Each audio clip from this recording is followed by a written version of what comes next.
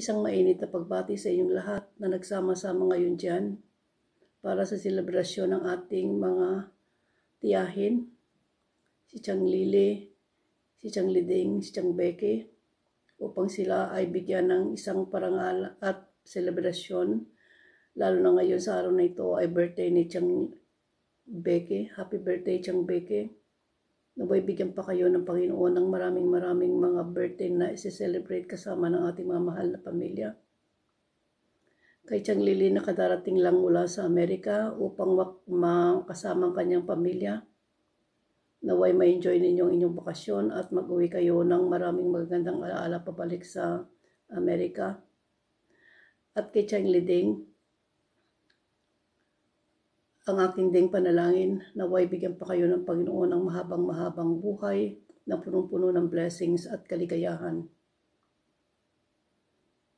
Kay tagal na rin akong hindi nakita kayo, kay tagal na rin nakauwi ako sa Pangasinan, ngunit ang daldala ko sa aking puso kahit saan ako naroroon ay ang mga magagandang alaala na aking ikinugol dyan sa Pangasinan.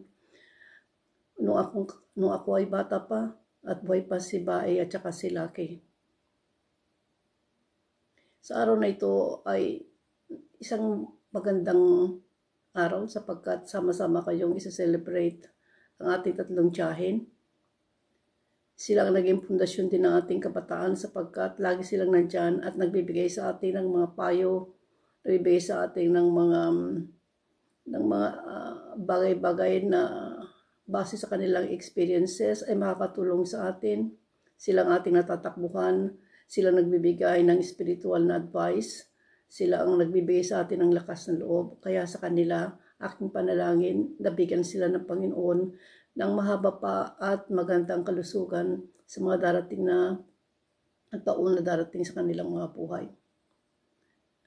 At sa panghuli po, muli akong bumabati sa inyong lahat. Enjoy ang pagsama-sama ng pamilya at mag-uwi kayo ng magandang memories mula sa celebration na yan. At mga bagay-bagay na magaganda na inyong babalikan pagdating ng kinabukasan. Mula po sa aking puso ng pagmamahal at pagbati sa inyong lahat. God bless you all.